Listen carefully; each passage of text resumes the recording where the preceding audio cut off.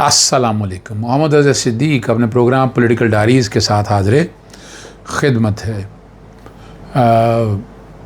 Punjab police वैसे तो मुस्तकबिल क्या होना है, पुलिस स्टेट बन चुकी है। अब यही नहीं है इसके नाम वफाकी हुकूमत में क्या हो रहा है, कौन कौन सी फोर्सेस बन रही हैं, पंजाब के अंदर कौन कौन सी फोर्सेस बन रही हैं और ये निज़ाम किस सिमत के जाएगा।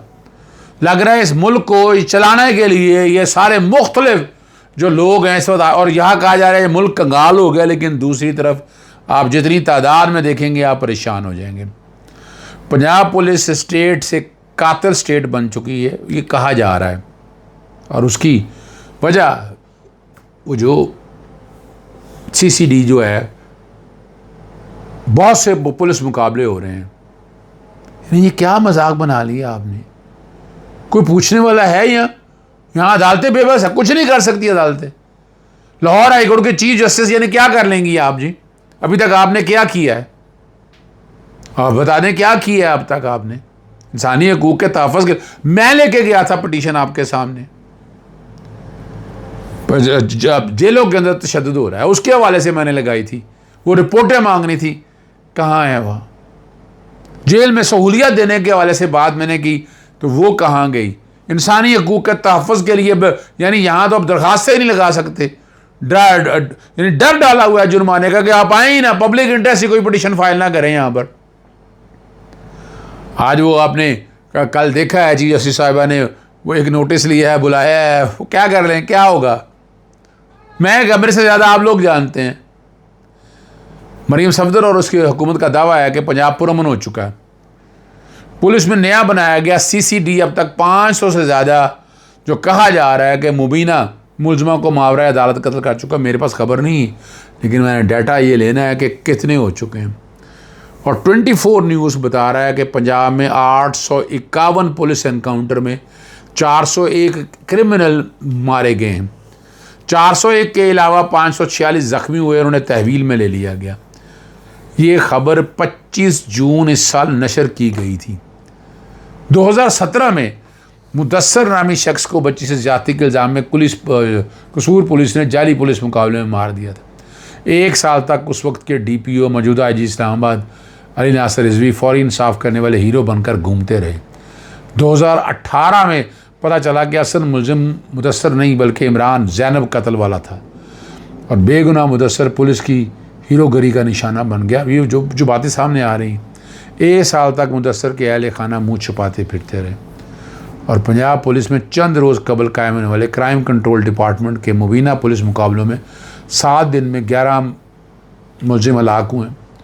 एक रात में 3 पुलिस मुकाबले हुए। तमाम पुलिस मुकाबले रात के पिछले पैर, और तकरीबन सब की स्टोरी एक ही है।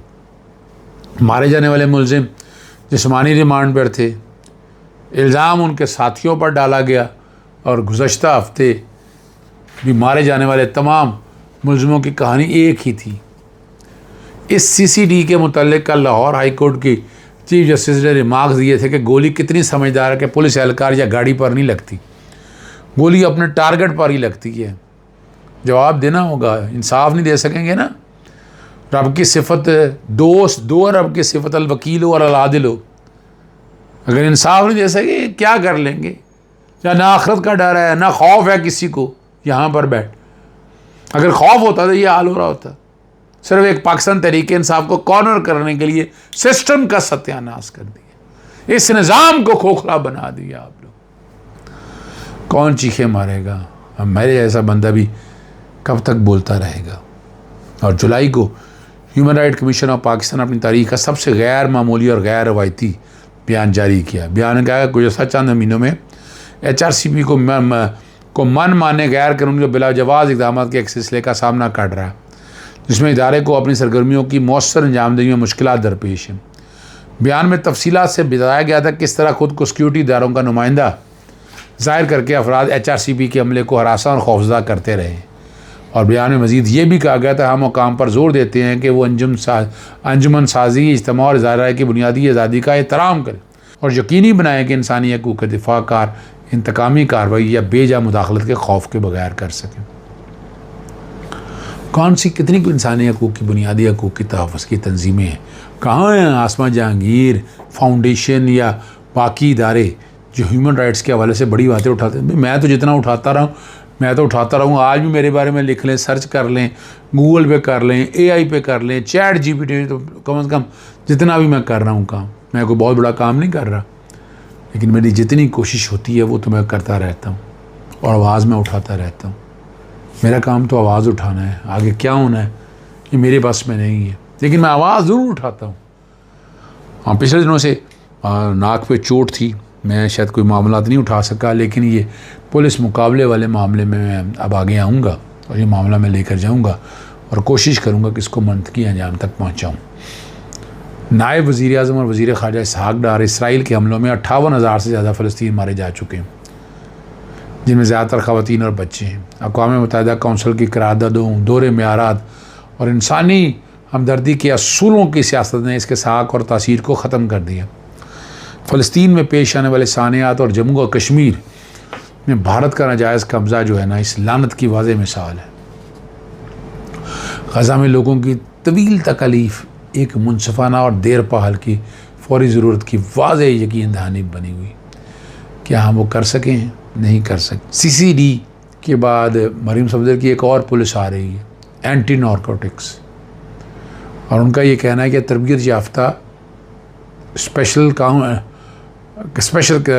काउंटर नारकोटिक्स फोर्स मेरे इज़्म की तकमील है कि पंजाब के दरीना मसाइल पर कोई मसलत नहीं होगी और पंजाब के मसाइल का हल होगा।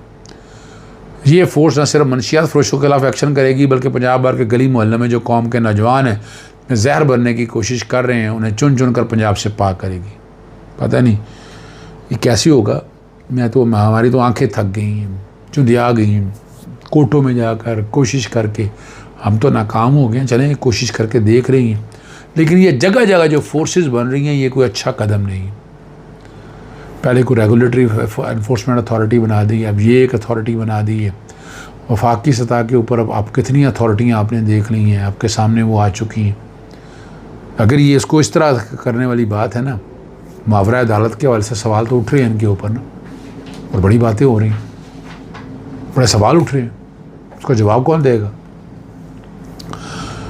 मुनीफ फारूक दोस्त हैं, भाइयों की तरह से हैं, कमेंट सेक्शन बंद करके कहते हैं कि 9 मई के हमले से मुतल्लिक सरगोदा की इंसदार दहशतगर्दी का फ़ैसला इस बात का सबूत है कि इमरान खान साहब समेत PTI की क़यादत हकीकत से बहुत दूर है।